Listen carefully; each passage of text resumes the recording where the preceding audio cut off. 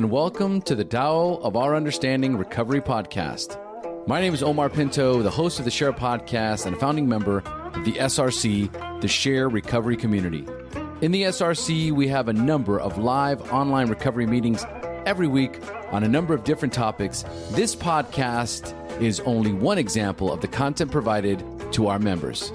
In this meeting, a chapter of the Tao Te Ching is discussed every week as to how it relates to recovery. I hope you enjoy this week's podcast episode. Hey guys, Buddy C, happy Thanksgiving. November 28th, 2019. Glad to have Kate and Marla and Craig and Paul this morning. Everybody got big Thanksgiving plans today? I know, Marla, you're traveling. Paul stayed home. I stayed home. How about you, Kate? My sister came and picked me up and took me to my mom's house, so I am there already. Hopefully that was not against your will. You didn't sound too much like...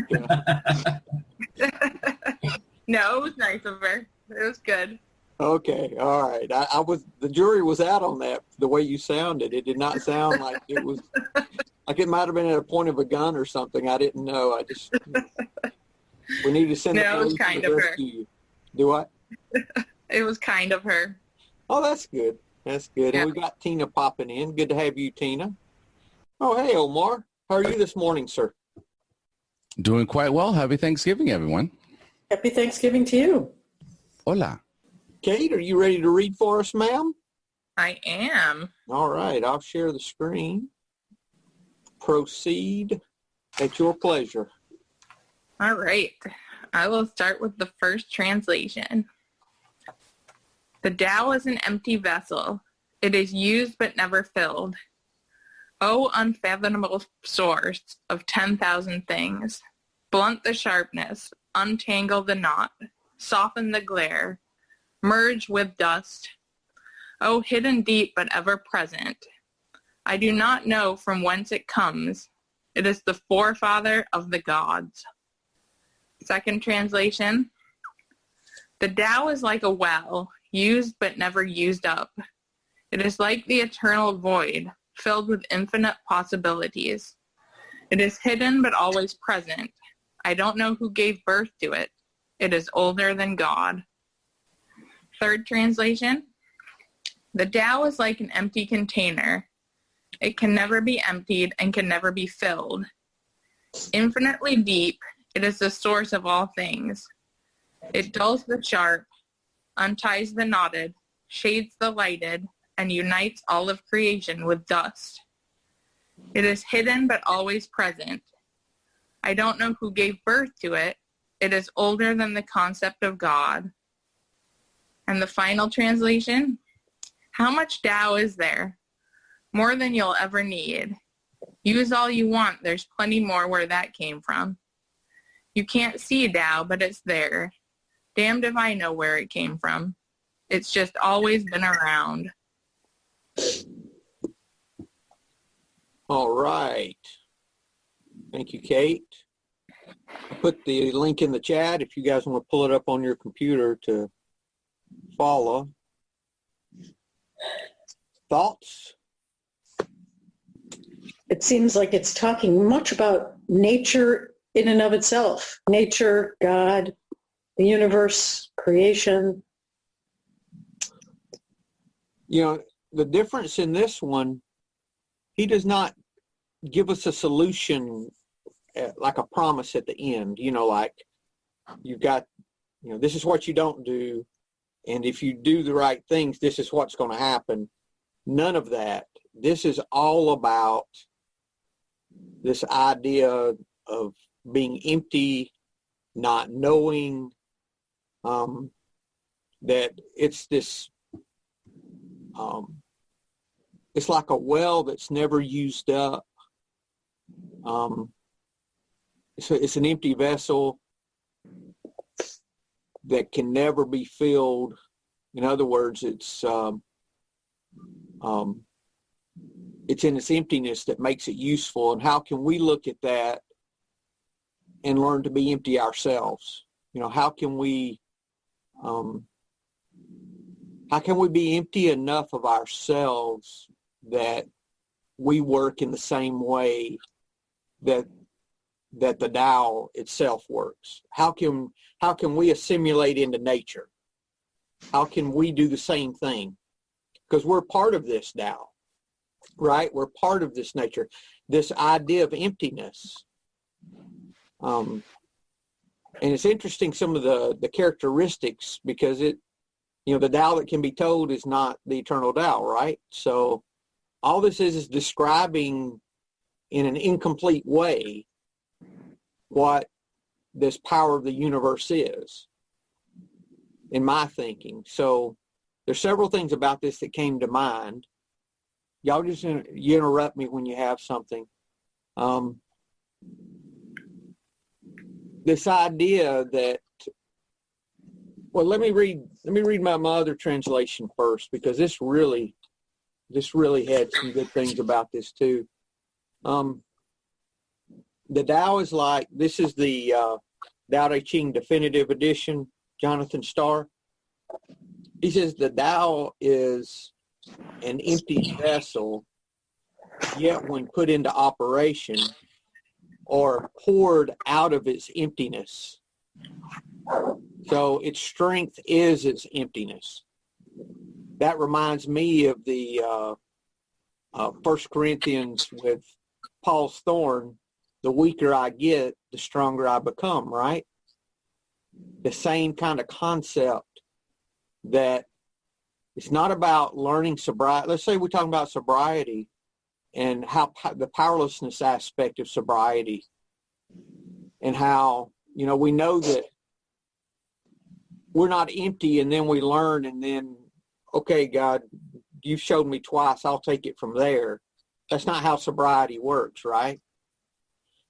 The emptier we get, we learn that we never have the solution within ourselves. It's all about this surrender and this powerlessness, and approaching everything in life from the idea that I don't know, that I do not have the solution.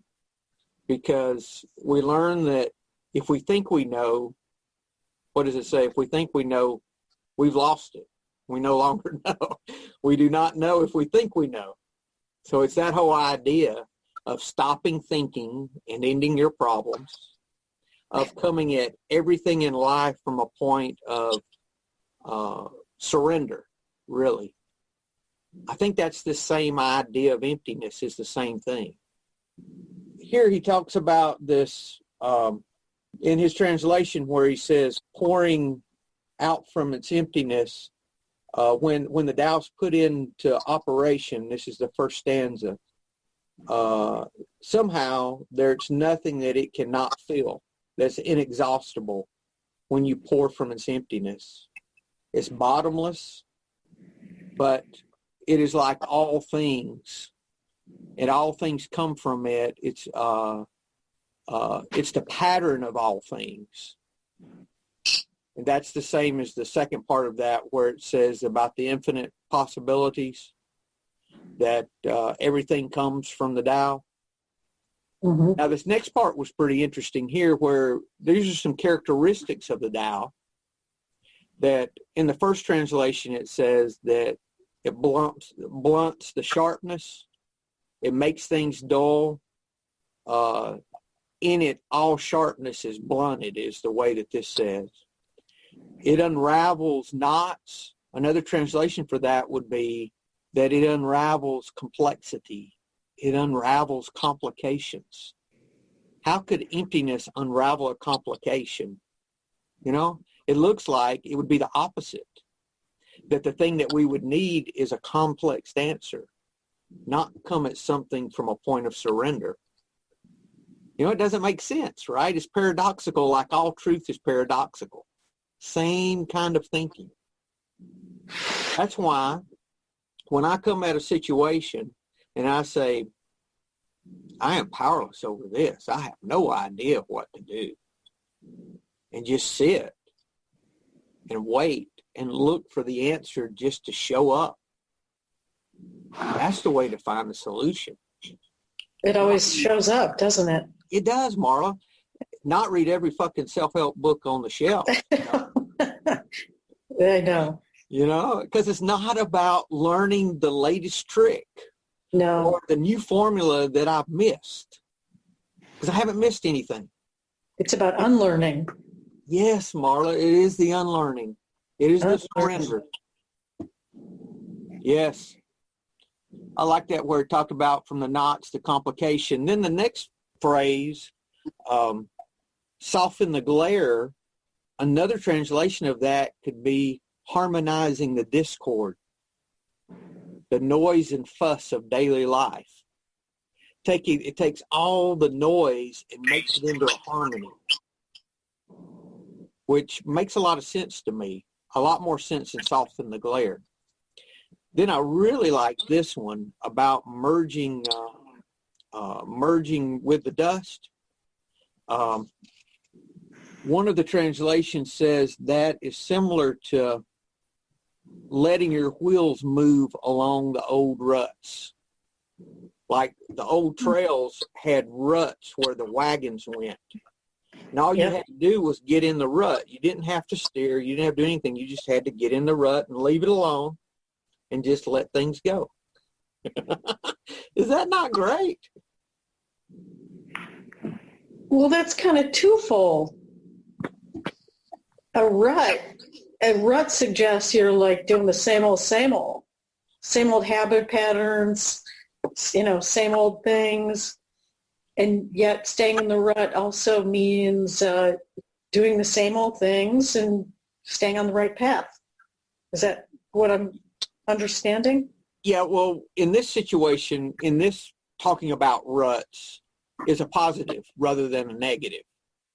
This one's talking about when you're on the trail and you got your wagon and you're riding on the trail, you just get in the ruts and leave the wagon alone. You don't have to steer. You don't have to, deal with it. You just let it go.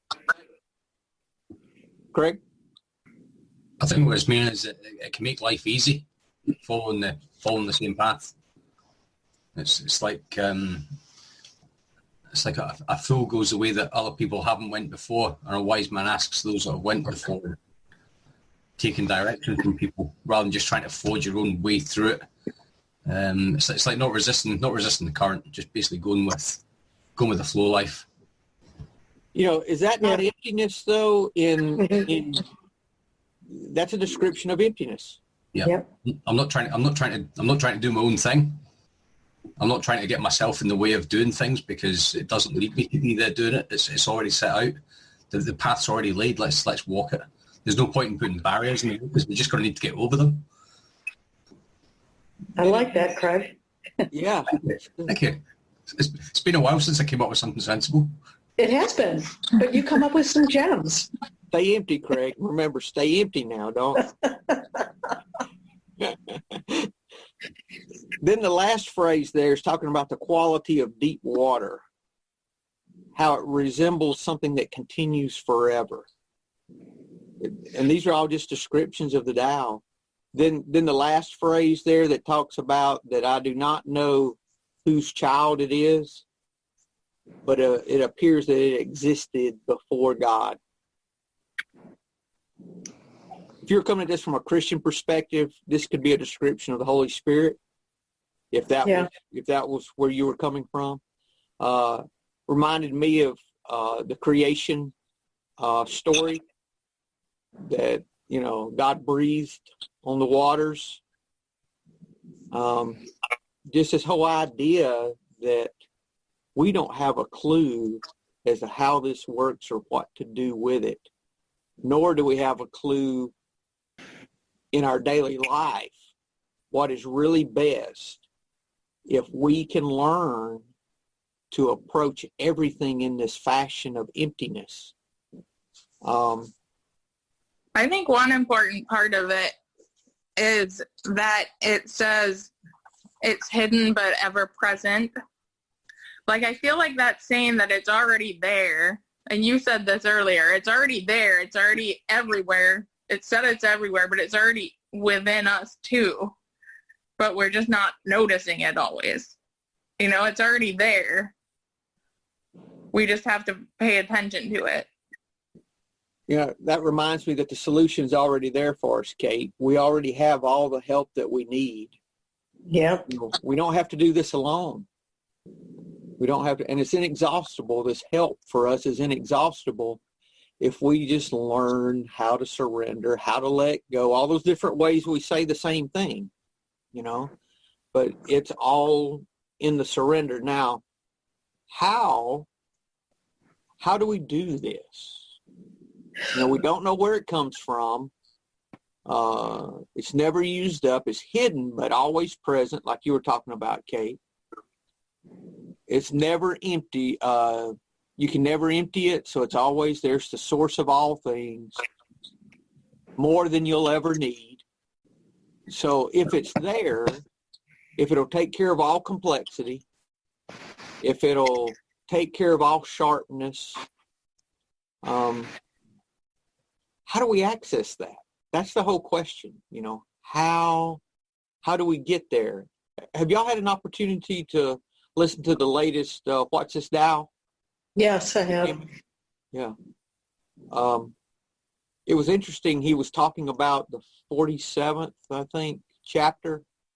And basically, the whole idea is around learning to serve, learning to love, was what Dr. Totten talked about, was how to access that. And for me, that's where it begins. It begins with the same powerlessness that I had to tap when I started getting relief from alcohol.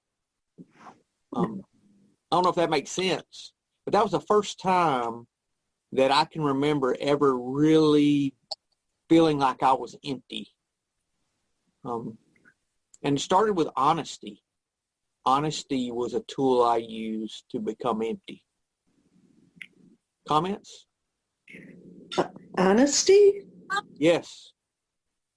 Honesty, because until I learned to be honest and tell someone that I was an alcoholic, that I needed help, that was kind of the key that opened the door to my emptiness. Because until I was honest with God, honest with a person, as long as I held those secrets, I could not be empty. I think that's one reason why honesty is so important in recovery. I think so too. And meditation helps a lot. When I finally, meditation has been a practice for me.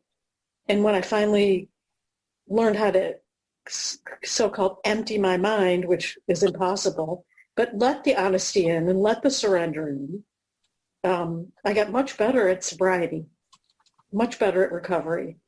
I was able to access the importance of sobriety, whereas before I just didn't care that much about it. And that's why I stayed using. Does that make any sense? Yes. And, when we learn, if this is the holidays, Thanksgiving's today, if we're having issue with our sobriety, the first thing I can do is be honest with another person that I'm having an issue. What do we tell sponsees? Call me. Call me. Why? Because you need to be honest with another person. Yeah. No? Craig? Yeah. I see what you mean about getting the honesty. It's like just getting rid of all the bullshit that's going on in your head. It's like getting rid of everything to do with me out of my life, so I've got room for everybody.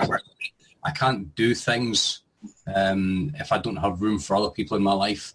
It's right. like having a cluttered house. You don't have any room for any new furniture until you get rid of all the old stuff. And I really need to be conscious of that as well, because although you can actually fill yourself up with good intentions as well. You can have all these goals that you're focusing on. I want to be able to do this. I want to achieve that. And again, you get yourself full in a positive way, but you're still not leaving room for anybody else. because that anybody else's needs, they can come into conflict with what you're looking to achieve.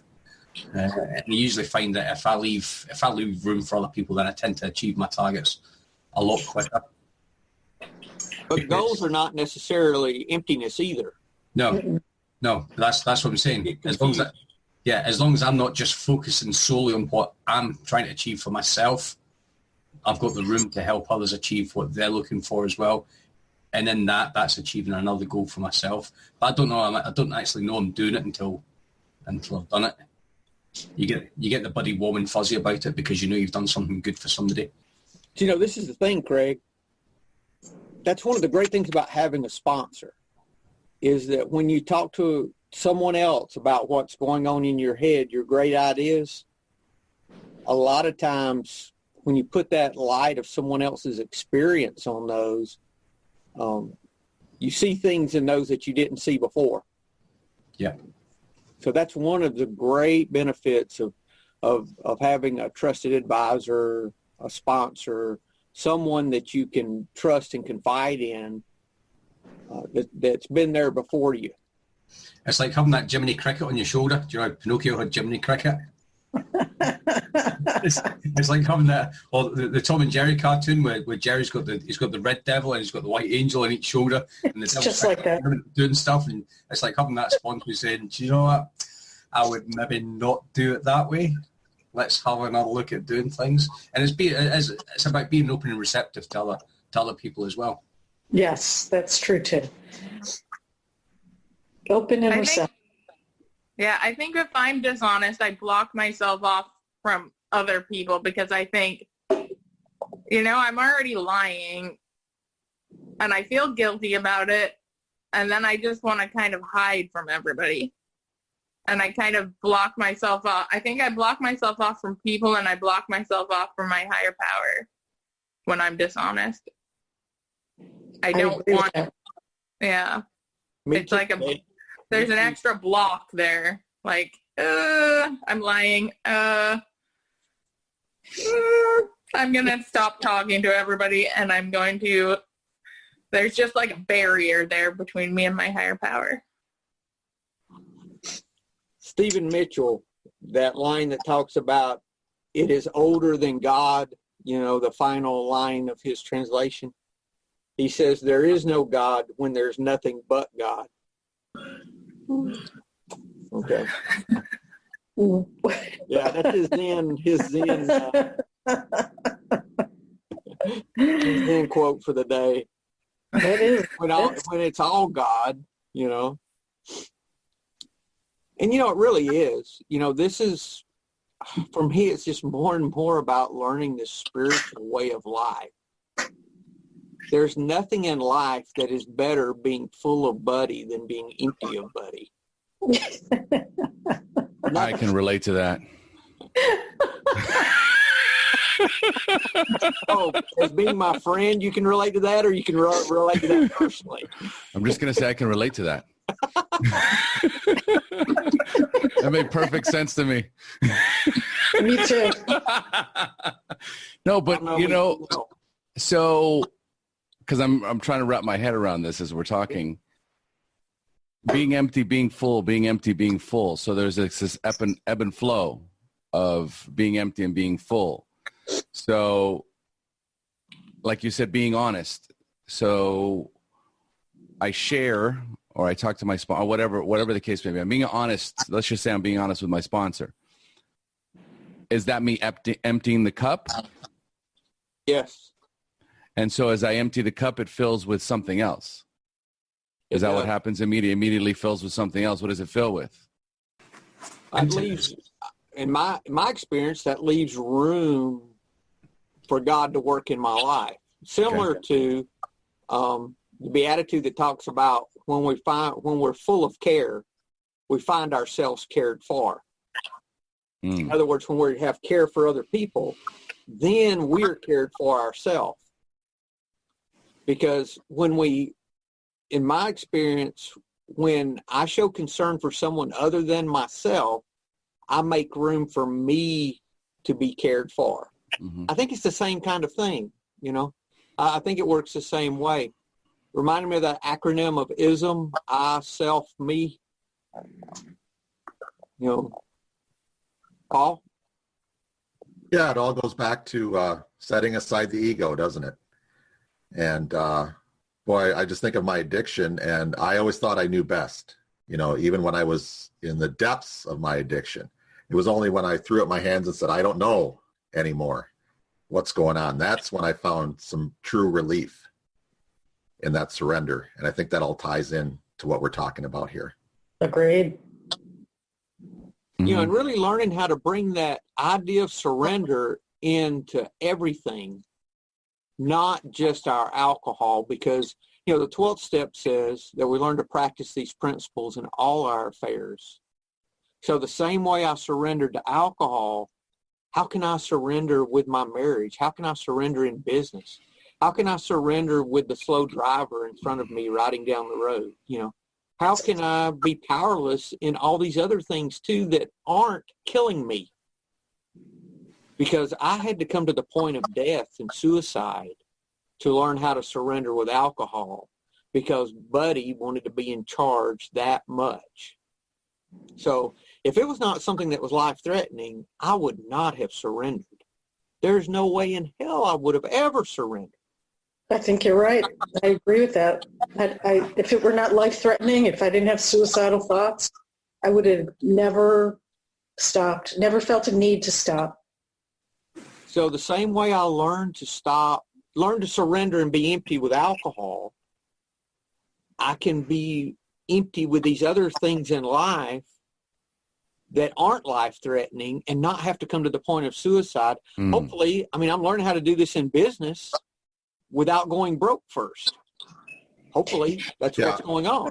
I think we can make this an ongoing practice in everything. It's just a matter of degree, you know. Yeah. You're exactly right, Paul. The guy cutting in front of you in the car isn't going to kill you. Well, he might run you off the road, but he's, you know, after it's happened, he's not going to, you know, it's not a life or death situation, but yeah, you're going to be a lot happier if you learn how to let all that stuff go. Right. You're exactly right, Paul. So it's learning how to do that in everything else. That's what all of life for me seems to be about is, you know, and it's interesting too, when you finish reading this one, a lot of these, you know, like I said, you have some nugget at the end that, I can, if I do this, this can happen. He knows, you don't know anything more at the end than you knew at the first in this fourth one. Look at how it's read. It ends with, I don't know who gave it. I don't know. He still doesn't know at the end of the verse. No more than he knew at the first of the verse where this comes from. I thought that was interesting too. It's the whole idea that you're not going to figure this out. It's not about figuring anything out. It's about unlearning. Like you said, Marla. It is about not knowing. It's about being okay with that. Mm-hmm. Because I think one of the things meditation really helped me with was being okay with being empty, okay with not knowing, not having the answers, rather than feeling fear when I don't have the answer. Yeah, that's good. No, it really all boils down to the practice. Like, it all just seems to kind of come full circle to letting go. Yeah. So as I let go, I empty the cup, and then it allows God's grace to fill it, or whatever it is. Like you could call it anything. Something else fills it, but I feel different. Like I had a certain level of maybe pressure or stress or pain or suffering, and so I recognize I must be holding on to something that doesn't serve me. And as I start to make my way towards releasing that, there's this relief that comes in, and it's replaced. So I'm full, I'm empty, I'm full again, but I'm full of something different. Something different. It's shifting the perspective, Mm-hmm. you know. So as we learn to be honest about what we're holding on to that we can't let go of, then that honesty opens the door a lot of times that we can surrender things that we couldn't surrender prior. That was big in my 4th step and my 9th step. My 4th step with my higher power, my 9th step with everyone else. Getting rid of the fear and the resentment and all those things. And then, of course, I've learned that if I don't know what to do, I just go love somebody. I go do a kind act for someone, not with an agenda, not part of a formula. Oh, I need more money, so I'm going to go give some money. That way I'll have more. No, that's not how it works. It doesn't work like that. No. It's not that. That's not how it works. No. You know, my Christian friends, we were talking about this the other day, and they were talking about tithing. I said, well, tithing's Old Testament stuff. They said, well, that's what, I said, no. I said, it's all God's now, not just 10%. They shut up real fast because they didn't want it all to be God's. They just wanted to give God 10% and they kept the rest, right? Right. So I said, no, it's all God's. And then you pray to figure out how much you need to keep. That's, you make lots of friends, don't you, buddy? Yeah, I want to have this guy over for Thanksgiving so I can take my inventory. No, I don't. We go back to that other statement. Yeah, right. But isn't that the goal though? Is to be free, no matter what it is that we're talking about, whether it's our money or whether it's our time, whatever it is that's got us bound, whatever we're consumed with. That's the place that we're not being empty with. Whatever's causing us angst, right? Whatever's causing us fear, whatever's causing us anger. A lot of times it's seen as anger, not fear. And if I'm angry about something or I'm upset, then I can take a look and say, oh, what am I afraid of with this? What am I not being, how am I not being empty? What am I holding on to? I think, it's like this Thanksgiving meal that I, for some reason, have so much anxiety about. It's related to the old stuff. I'm not letting go of what's happening now. I'm remembering old family meals, and I get together with my family all the time. I just don't, why this particular holiday brings up so much anxiety. And, I recall, as I was telling Buddy earlier, I used to spend all day Thanksgiving drinking. So by the time we got to the dinner, I'd have to call it off and, call my family and go, hey, I'm sick, use that excuse. Or just even when I was at the meal, I would go into another bedroom or something and hide, and now I'm just out in the open. I don't know, for some reason there's just anxiety about it. I got to examine it a little bit. Empty. Hey, Craig. Is it Thanksgiving today in Ireland? It's not, is it? It's just another day, right? Yeah. It's the same in Scotland as well. Oh, I'm sorry. Yeah. Good thing I didn't say England, right? That was like James F. from the SRC. He texted me to say, is it snowing in Australia? Fuck. But Marla, it's just another day. It's just another day. One thing I heard at a meeting years ago was, you're not the family. You're just part of the family. Right. You're not it. You're just part of it. So that kind of right-sized me a little bit. And then if I start getting anxious, if I can make whatever's going on about someone other than myself, because if I'm anxious, I'm making it all about me. Yeah. Because if I can't love others and be anxious at the same time. I can't do both at once. If I'm thinking of me, I'm not thinking of you. And if I'm thinking of you, I'm not thinking of me. Right. Oh, Tina, you have something? Yeah. And also with Thanksgiving, when I start to get anxiety because I'm not drinking, I've been there many times, and I don't want to say it ever goes away. It just changes, and so what I have to do is tell myself what are my motivations for being there, and it's to be a good family member, to be that memorable aunt, Yes. that I had when I was little. So I always, when I like shake my head and start to think about, all the anxieties, I'm like, I'm going to go play with the kids and be, what can I do? And I love when Buddy says, who can I love? Because I try to say, well, who can I help? What can I help clean up? What can I, all of these things. And while I'm getting mixed up on it, but what meeting I heard, someone said, make sure your table is safe. The surroundings. Yes. That, while doing that, but your table is pretty safe when you're with kids, and that's one thing that I always remember, that I can love them, because I have that too. And when we were talking about ruts, when Marla was talking about ruts at the beginning, that's something I was trying to explain to a friend this week, and it's just been like the theme of my week, how one of my doctors in rehab told me that when I had a problem, my brain was wired to drink or escape.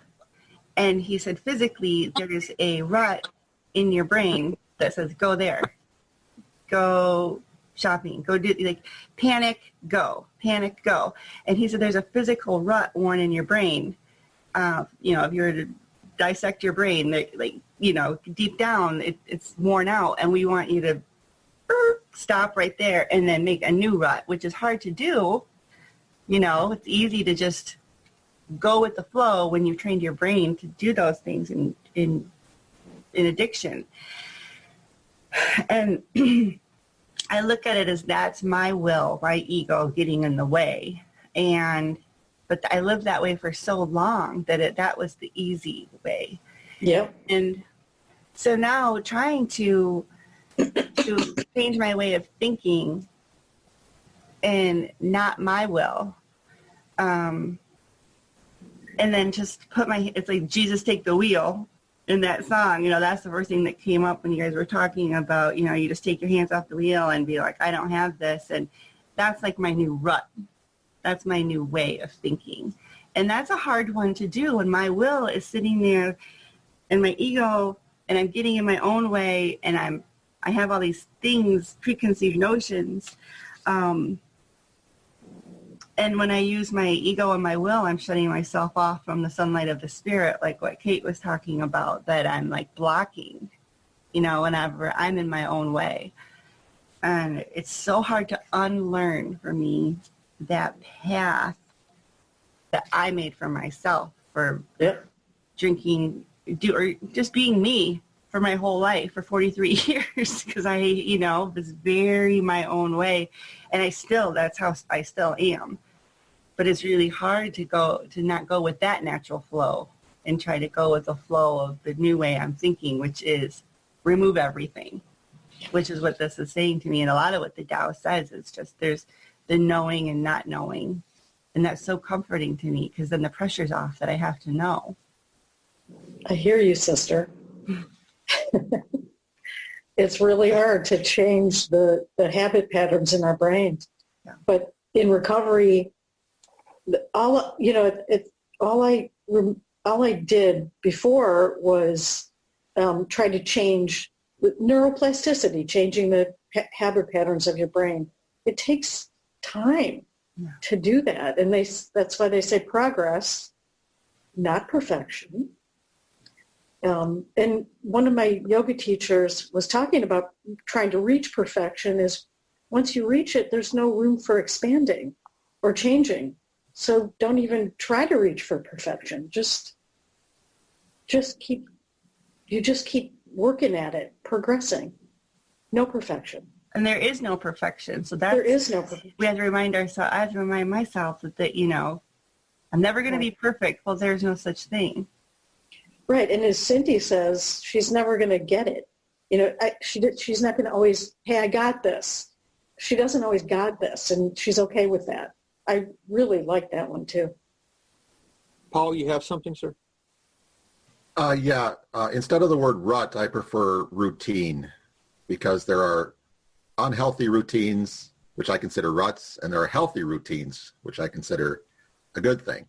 Yeah. And it's just rewiring our brains to start on those healthy routines. I know in my case, like going for a walk every day, I had to really push myself in the beginning to go for that walk every day, because there's some days I don't feel like doing it, but I find once I push through and get myself to do it, that it always works. You know, it always empties my mind. It's my meditation, so it always gets me in a good frame of mind.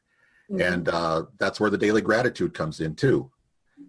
It took me a little while to get that practice down, but boy, talk about a game changer. That's really been it for me. So it's just rewiring the brain, like Tina said, you know, trying to get out of those unhealthy habits and develop healthy ones. And I think that's really what recovery is all about for me. Totally. Tina, I liked what you were saying about the pressure to have to know. And, you know, it takes a level of surrender to get to the point to where we're okay with that. That we let go enough to where it's okay if I don't know in this moment. That we have to have this level of trust that things are going to work out like they're supposed to, without me trying to control things I can't control. Because I kept continually trying to control things I could not control, thinking that it was up to me to control everything. And that's what was causing a lot of this stress and not being empty in anything. So there was no room for me to receive any help of any kind. So that's good, that pressure to have to know. You know, a lot of these spiritual, I was thinking about that idea of moving from having, having, doing, being. That being's the last one in the transformation. And that being is not knowing, it's being. You don't move to knowing, you move to being. That's different from knowing. You see what I'm saying? You know, that's an emptiness. Being is an emptiness, is an aspect of emptiness. You just are. We're all human doings rather than human beings. Yes. You know? Do. Mm-hmm. Mm-hmm. Do. That's what we get, isn't it? A bunch of doo-doo? Yeah. I was just thinking that. I'm like, is that what we get? Yeah, a bunch of doo-doo. Bunch of doo-doo. A bunch of shit. We do. Yeah. Think up everything. That's when all the pain comes in. I was waiting for Marla to say that. I was going, come on, keep going. Do. Do. Yeah. The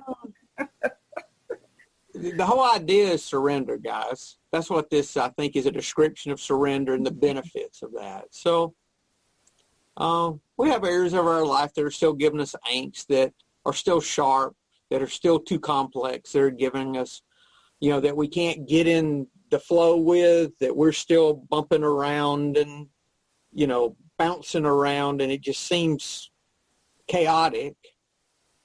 Let's look at ways that we're not being empty, ways that we need to surrender, ways to be powerless. Any comments? No, I'm going to starve myself today, so I'll be empty for the Thanksgiving meal. That's a good idea. Isn't it? Create emptiness. Yes. Yeah. Well, are there any comments, guys? If not, we'll close. Y'all good? Everyone good for today? Okay, well, you guys have a great Thanksgiving, and we will see you next week. Thanks. Bye. Happy Thanksgiving.